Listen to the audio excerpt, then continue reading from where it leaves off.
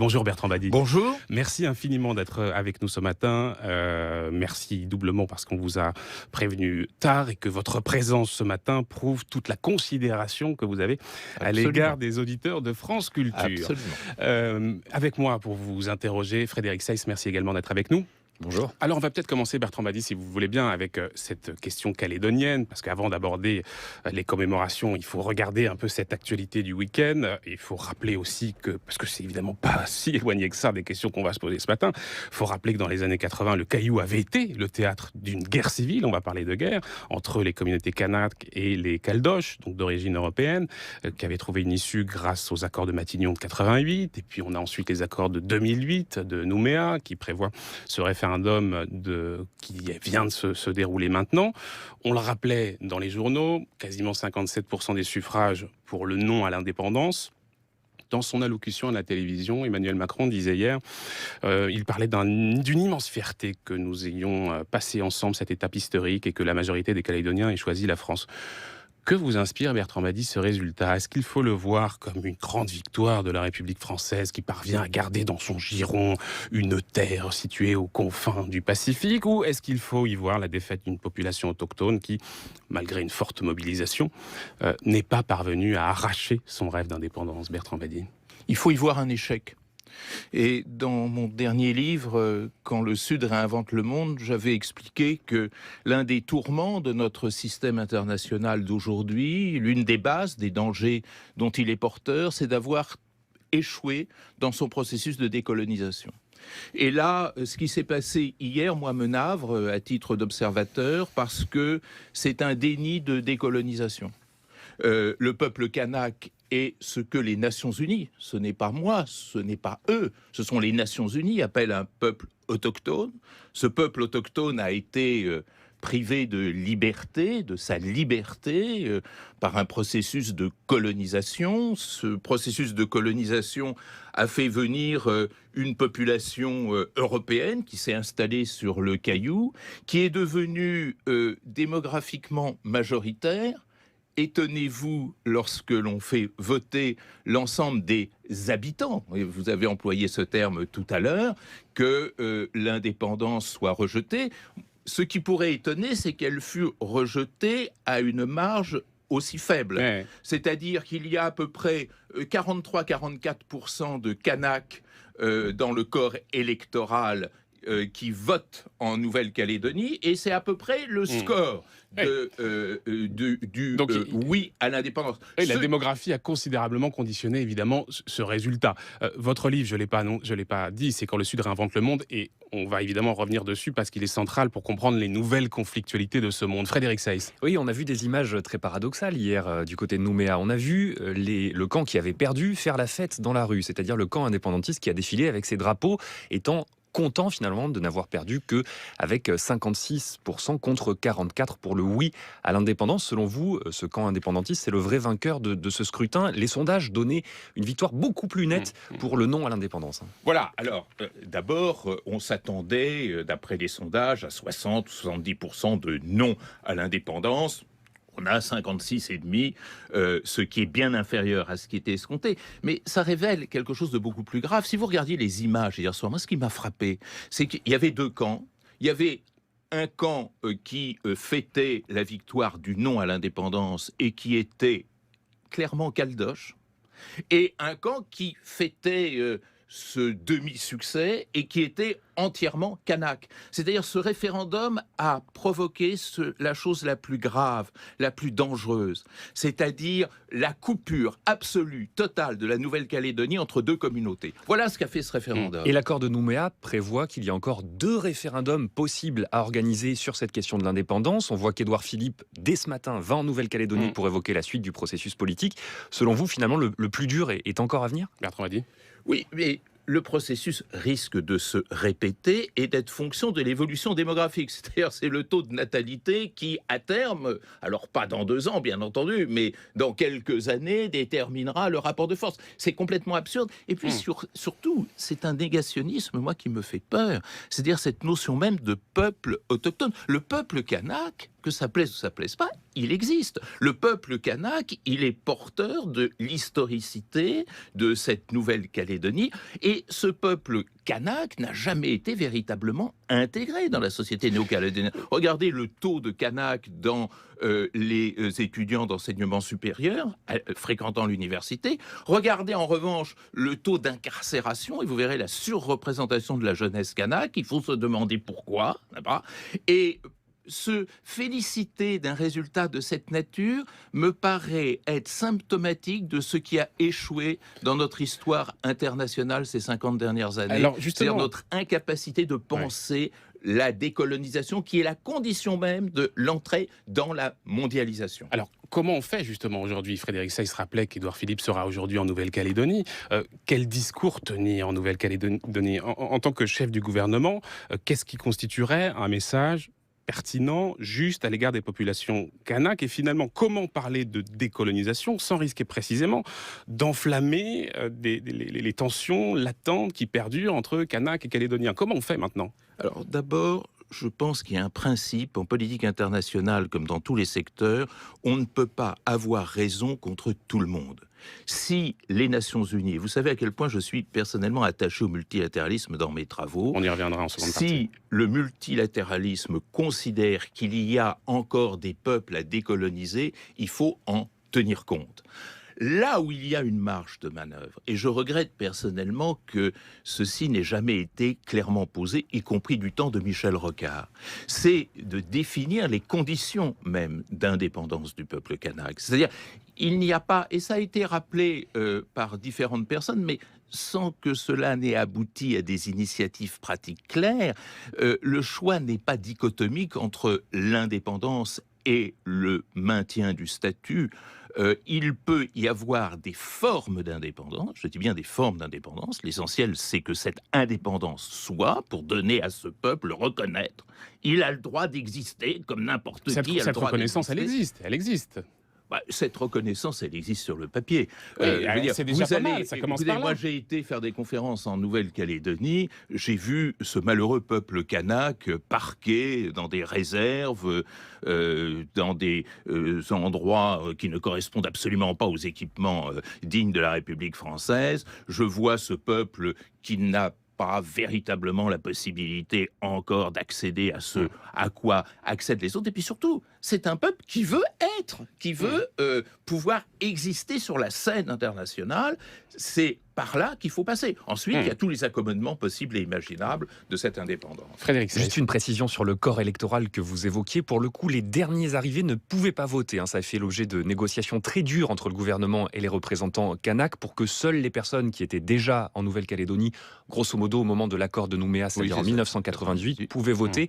Les derniers arrivés, ceux qui sont arrivés depuis les années 2000 par exemple, n'avaient pas le droit de vote. Sur la question de la décolonisation que vous évoquiez, Bertrand Badi, on se souvient qu'Emmanuel Macron avait provoqué une polémique, une grande polémique lors de son déplacement en Algérie, en parlant de l'action de la France justement en Algérie. Il avait parlé de crimes contre l'humanité. La colonisation fait partie de l'histoire française, c'est un crime contre l'humanité, c'est une vraie barbarie, et ça fait partie de ce passé que nous devons regarder en face en présentant nos excuses à l'égard de celles et ceux envers lesquels nous avons commis ces gestes. Est-ce que vous avez l'impression, Bertrand Badi, que dans la manière qu'Emmanuel Macron a de gérer cette mémoire de la colonisation française, est-ce qu'il y a quelque chose de nouveau? Est-ce que vous parleriez quand même de rupture par rapport à ses prédécesseurs? Dans le discours, il y a ce que vous rappelez, cette fameuse phrase prononcée à Alger que vous rappeliez il y a un instant. Sur le plan des pratiques, je ne vois pas. Vous savez, nous touchons là à quelque chose qui, moi, dans mes travaux, depuis longtemps, m'est apparu extrêmement grave. Il s'est passé quelque chose d'extraordinairement important dans le contexte du 19e siècle. Le 19e siècle, c'est... par l'ouverture des océans, par ce début de mondialisation qui apparaissait, l'ouverture de l'Europe sur le reste du monde. Il y avait à ce moment-là deux chemins possibles. Deux voies que l'on pouvait emprunter. Soit construire cette mondialisation par partenariat des peuples qui ainsi peu à peu entraient dans le monde, dans l'espace mondial, dans le système international, soit garantir une posture hiérarchique de l'Europe et de son système, qui était ce qu'on appelait le système westphalien, qui devenait en quelque sorte tutelle de ce nouveau monde. C'est malheureusement cette voie qui a été choisie. Alors, il ne s'agit pas d'épiloguer sur le pourquoi et sur les raisons de ceux qui en avaient décidé ainsi, mais il s'est créé alors, à ce moment-là, un monde profondément asymétrique, c'est-à-dire l'oligarchie du monde représentée par les vieilles puissances, par le Nord, et je dirais les citoyens passifs du monde représentés par tous les autres, colonisés, mis en tutelle, dominés, objets de concessions multiples, etc. Sauf que ce monde s'est effondré précisément et que le Sud a émergé et que désormais les acteurs du Sud veulent participer à cette marche du monde. Alors en quoi justement? Parce qu'on parle ce matin de conflictualité. On a voulu centrer nos échanges autour de cette question d'un retour possible à la guerre, mais de quelle guerre finalement? Ces États, cet état du monde mondialisé, cette émergence du Sud précisément, en quoi change-t-il la nature même des conflictualités que l'on vit aujourd'hui? La thèse que je développe dans mon livre, c'est pour dire que justement ce processus d'entrée du Sud dans l'espace mondial s'est fait dans les conditions les plus négatives et les plus catastrophiques que l'on peut imaginer. Et la décolonisation, qui a été en principe le moment fort de cette normalisation, je dirais, de l'espace mondial, s'est passée de manière extrêmement d'abord violente, tendue, avec peu de confiance de part et d'autre, et avec aussi des îlots de résistance, c'est-à-dire des endroits où la décolonisation ne s'est pas accompli. Les Nations Unies ont dressé la liste de ces territoires qui restent à décoloniser, qui ne le sont pas. La Nouvelle-Calédonie en fait partie, mais plus généralement, l'ensemble des pays du Sud sont entrés dans le monde avec un statut mineur, avec un statut d'observateur, je disais tout à l'heure de citoyen passif, et ceci a peu à peu créé les conditions d'une formidable tension nord-sud, avec, sur le plan de la conflictualité, deux conséquences. La première, c'est une sorte de conflictualité sourde entre le Nord et le Sud. Je dis sourde parce qu'à l'époque, on en était encore au conflit Est-Ouest et que le conflit Nord-Sud, hors les guerres de décolonisation, ne prenait pas véritablement corps. Or, il prend aujourd'hui de plus en plus corps. Et d'autre part, un Sud mal intégré dans l'espace mondial, victime de formidables inégalités, ce qui entretient au sein du Sud des champs de bataille extraordinairement dangereux. Donc des conflictualités sociales et sociétales au sein de ce Sud, en réalité, Bertrand Badi. Frédéric Seyss, peut-être, et revenons peut-être sur les commémorations d'Emmanuel Macron et de la Première Guerre mondiale. Dans moins d'une semaine, on l'a dit, le président français rassemblera 70 dirigeants internationaux à Paris pour les 100 ans de cet armistice, évidemment, de la Grande Guerre. Il y aura Angela Merkel, mais aussi Vladimir Poutine, Donald Trump, qui assisteront notamment au discours près de l'Arc de Triomphe. Le président français dit qu'il veut rappeler l'engrenage fatal de la Grande Guerre pour mettre en garde contre le nationalisme. C'est l'un de ses chevaux de bataille. Est-ce que convoquer ainsi la mémoire, ça peut faire bouger qui que ce soit parmi ses invités d'un iota, Bertrand Badi? Bon, d'abord, la mémoire, elle se convoque d'elle-même. Je comprends très bien que pour les 100 ans de l'armistice du 11 novembre 1918, il y ait des commémorations. Je pense aussi, comme le président de la République, que non pas la séquence de la Première Guerre mondiale, mais celle de l'entre-deux-guerres, qui est en principe hors commémoration, là, évoque un certain nombre de dangers auxquels nous sommes aujourd'hui effectivement confrontés. Il y a des similitudes, comme l'a dit Emmanuel Macron. Mais il y a des similitudes. Avec les années 30. Je veux dire, la poussée du populisme, la poussée du nationalisme, de ce néo-nationalisme aujourd'hui, même si tout ça ne revêt pas la même signification et le même contenu que dans les années 30, a des correspondances évidentes avec des conséquences qui peuvent être non pas les mêmes, mais en tous les cas comparables. Mais je veux dire, il ne faut pas non plus que le Nord soit prisonnier de son passé. Parce que son passé, d'abord, il est terminé. Parce que son passé, il est en décalage par rapport aux grands problèmes du monde aujourd'hui. Disons concrètement, ce qui menace la paix aujourd'hui, ce n'est pas, et fort heureusement, une troisième guerre mondiale sur le sol européen. Ce qui menace la paix aujourd'hui, c'est une mondialisation inaccomplie. C'est ce statut d'infériorité dans lequel se trouve confiné le Sud, qui de plus en plus est majoritaire, non seulement sur le plan démographique, mais aussi sur le plan des ressources. Et donc, ce qu'il faut regarder, c'est l'avenir, c'est-à-dire ces formes nouvelles de conflictualité, et avoir le courage d'admettre que conflit aujourd'hui, ce n'est pas guerre d'hier. Je n'ose même pas employer le terme guerre. Est-ce que c'est pas justement ce que fait précisément Emmanuel Macron avec cette grande itinérance mémorielle?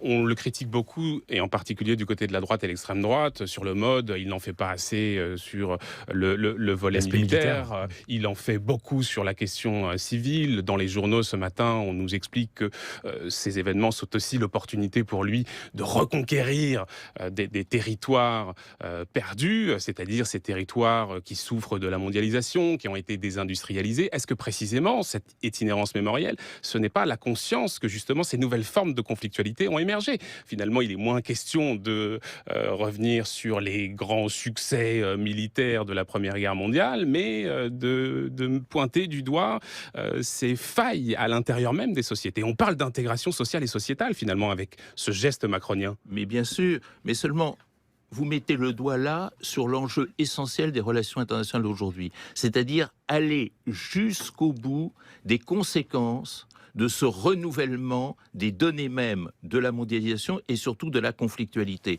Et là où il y a une incertitude, c'est: peut-on traiter ces formes nouvelles de conflictualité avec les instruments classiques de puissance tels qu'ils ont été utilisés pendant la Première Guerre mondiale et tels que les diplomaties du Nord, quelles qu'elles soient, russes, américaines ou européennes, continuent à le faire, c'est-à-dire en opposant l'instrument militaire et le canon à des guerres, à des conflits de décomposition sociale. On comprend que votre réponse à vous est non, Bertrand Badi. Mais bien sûr qu'elle est non. Et le problème, c'est que ceci est totalement bloqué. C'est-à-dire, il n'y a pas un effort d'imagination pour voir comment traiter cette forme nouvelle de conflictualité qui n'a rien à voir. Il n'y aura pas de bataille de la Marne pour régler le sort des conflits au Sahel ou en Mésopotamie.